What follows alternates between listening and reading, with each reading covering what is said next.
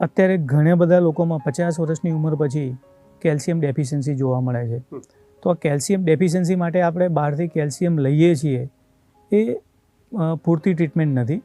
એના માટે તમારા બોડીમાં કેલ્શિયમની ડેફિશિયન્સી કેમ થઈ એ સમજવું જરૂરી છે.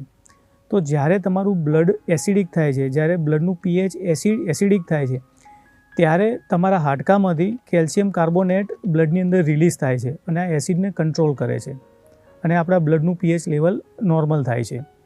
માટે જ્યારે બ્લડની અંદર એસિડિક લેવલ વધે ત્યારે તમારા હાડકામાંથી કેલ્શિયમ ઓછું થાય છે.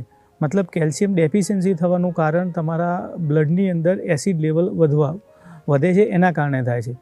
માટે જ્યારે તમારામાં કેલ્શિયમ ડેફિશિયન્સી થાય ત્યારે તમે બહારથી કેલ્શિયમ લો એ બરાબર છે, પણ એની સાથે સાથે તમારું બ્લડનું પીએચ આલ્કલાઇન થાય એ પ્રમાણેનો ડાયટ લો તો આ જલ્દી કેલ્શિયમ ડેફિશિયન્સી ક્લિયર થતી હોય છે.